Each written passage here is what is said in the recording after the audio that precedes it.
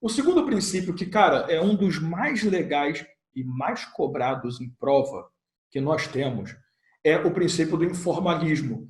Só que a doutrina relevante nova, e quando eu falo relevante é a majoritária, né, aquela que realmente vale alguma coisa, a doutrina maior hoje, ela tem chamado de formalismo necessário.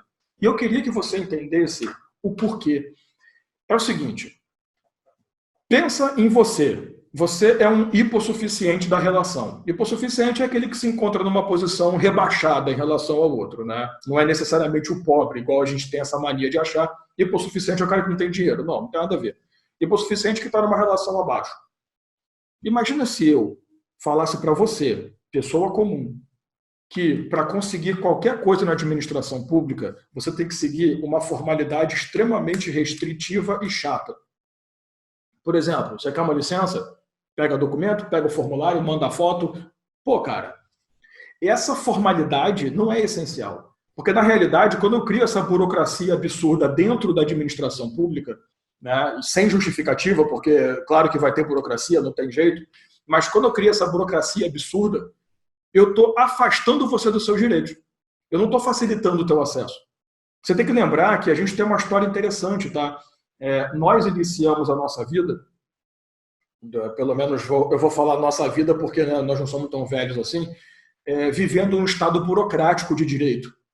A administração pública, até 98 ali mais ou menos, brasileira, ela sempre foi focada nesse absurdo de burocracia. Se você acha que hoje é burocrático, porra, antigamente era muito pior. De 98 para frente, a gente passou a aderir ao chamado estado gerencial. O estado gerencial ele é configurado exatamente pelo fato que a gente se preocupa mais com o resultado. A gente está muito mais preocupado em chegar lá no resultado final do que com a burocracia em si. Agora, eu também não posso dizer para você que não pode existir burocracia. Então, por isso que o princípio do informalismo, esse nome, ele começou a ser muito atacado. Porque, pô, falar que é informal é dizer que não há formalidade, ponto final. E a gente hoje chama de formalismo necessário. Onde eu precisar de formalidade, eu vou exigir. Onde não precisar, eu afasto. Então, assim, vocês lembram que o Bolsonaro ele tinha um projeto no ano passado de tirar aquela obrigação de reconhecimento de firma, um monte de coisa. Até resultou numa lei que melhorou bastante esse ponto, mas nem tanto quanto era a ideia inicial.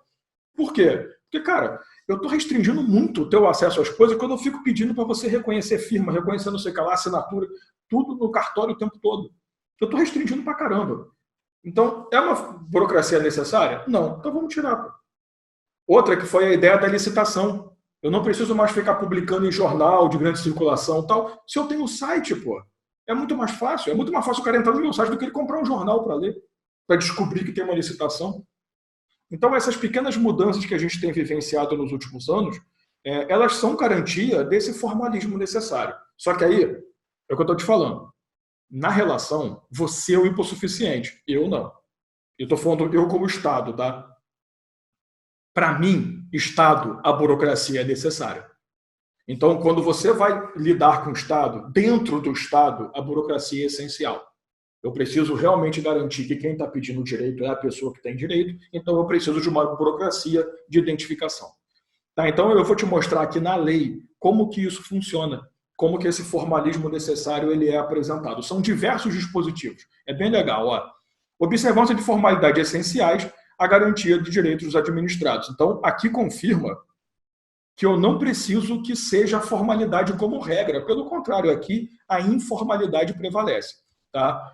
Para você, pessoa comum, a formalidade ela é mais afastada do que necessária. Agora, para a administração, ela é essencial. E isso fica muito claro nos dispositivos da lei. Tudo começa no artigo 22. Olha o artigo 22, olha. Ele vai falar o seguinte, eita, perdeu o botão errado, peraí, minimiza, obrigado. Os atos do processo administrativo não dependem de forma determinada, senão quando a lei expressamente exigir. Pronto, isso aqui para mim só confirma o formalismo quando é necessário.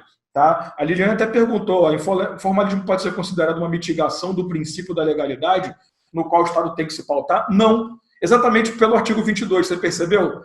Ó, o informalismo ele existe exatamente para dizer o seguinte: se a lei determinar uma formalidade, eu sigo. Se não, eu posso fazer sem essa formalidade.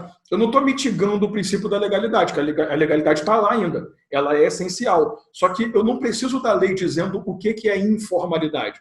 Eu preciso da lei dizendo o que é uma formalidade necessária. Deu para sacar a diferença? Assim? O pensamento está certo, tá? Mas, assim, a mitigação da legalidade é muito difícil de acontecer. A gente não vai ter essa sensação, digamos assim. Mas é interessante o ponto de vista. Perfeito. A legalidade vai estar lá. Só que é engraçado, no informalismo, a legalidade ela é menos importante, digamos assim. Por quê? Porque, cara, se a lei não fala nada, a gente segue.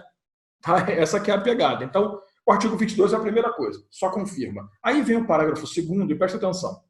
Salvo imposição legal, o reconhecimento de firma somente será exigido quando houver dúvida de autenticidade. Você que está assistindo essa aula, pode guardar no coraçãozinho esse parágrafo 2º, porque isso aqui já caiu em concurso pra cacete. Inclusive, concursos que não pediam a lei 9784. Por quê? Porque isso aqui é um procedimento natural para a gente. Na administração pública, a última coisa que a gente vai te pedir é autenticidade de reconhecimento de firma, autenticidade de assinatura. Né? Tanto que você percebe que muita coisa que você faz junto à administração, você simplesmente assina ali, apresenta um documento, alguma coisa, está tudo certo. No privado é mais chato. O privado exige que você, cara, vai alugar um apartamento, vai comprar alguma coisa, é um porre. Você tem que ficar reconhecendo Deus e o mundo. No administrativo tem esse detalhe. A gente não aplica a necessidade de reconhecimento de firma. Eu só vou pedir que isso aconteça se eu olhar a tua assinatura e, cara, não está muito... Para mim, parece falsificado. Né? Para mim, parece uma manipulação. Então, eu preciso que você reconheça. Tá? Então, perceba, para poder cobrar isso de você, de novo, necessidade afastada. Esse formalismo para você, para mim, não parece. Né? Então, assim, isso aí, Daniel, parte-se do princípio que a pessoa está sendo honesta, exatamente. Assim, é a presunção da inocência, né? Você presume que o cara está agindo na honestidade, inocente, ele é moral, ele está respeitando a moralidade. Agora, a partir do momento que você parte do princípio que o cara é um calhorda, eu faço questão de pedir que faça o reconhecimento. Então, de novo, é uma forma de mostrar que exigir do particular uma atuação mais formal é a última coisa que a gente vai fazer. Tá? O Marcos falou aqui, toda essa burocracia que você falou do servidor com a pessoa do requerente, pode levá-lo a alguma punição no Código de Ética, no caso censura? Exatamente, lembrando que o Código de Ética ele só aplica censura. Sabe por quê? Se você lembrar, o Decreto 1171, né, que é o Código de Ética da Administração Federal, e serve como base para praticamente todos os códigos de ética, ele vai dizer que se você começa a criar embaraço, empecilho para o cara e faz com que o atendimento dele seja demorado, sem necessidade, com burocracia absurda, você inclusive está causando dano moral para o cara. O cara pode, ao mesmo tempo, você sofrer censura como servidor e o cara pode entrar com uma ação de indenização por dano moral ainda contra você. Porque você está causando um incômodo desnecessário. Completamente louco, né? De novo, olha a importância dessa matéria. Estamos falando lá de ética do serviço público, cara. Então, assim, sei lá, se eu não te convenci ainda, eu desisto. Tá? Parágrafo 4º do mesmo artigo 22. Olha a burocracia para a administração. O processo deverá ter suas páginas numeradas, sequencialmente e rubricadas. Na boa, você acha que tem importância isso? Eu acho. Mas muita importância, cara. Mas muita. Se eu chegar lá e tem um processo tudo desconjuntado, tudo desarrumado, é óbvio que isso não vai ser bom para a administração. Então, é uma burocracia necessária. Você quer ver outra que eu não coloquei aqui, mas que está lá na Lei 984? Os atos do processo eles têm que ser escritos em vernáculo.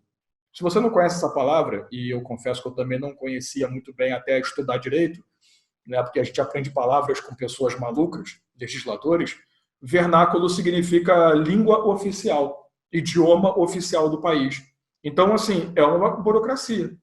Eu não posso... Tanto que quando você tem um procedimento administrativo internacional, é exigido que você faça a tradução juramentada, bonitinho, daquela porcaria. Senão, não rola.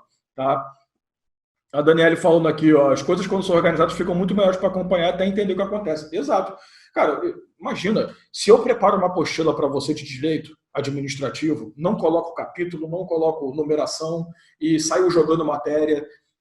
Quando você pega um livro que está dividido em capítulos, parece idiota, mas é uma forma de você seguir o livro de forma correta, né? Então, assim, essa atitude boba que a gente tem é uma forma de direcionar. Pô. Quando você pega a aula 1, aula 2, aula 3, você imagina se na administração não vai ser importante, né?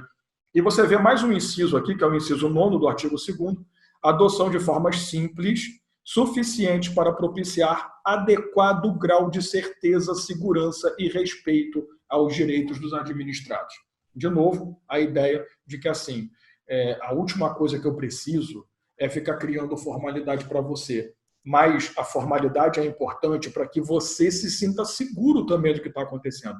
Você tem que ter essa sensação de que o agente público que te atende é uma pessoa competente, de que o procedimento está correto. Cara, imagina se você recebe uma licença para construir e essa licença foi toda cagada, chegou, desculpa a palavra, mas é verdade, chegou na sua mão toda errada.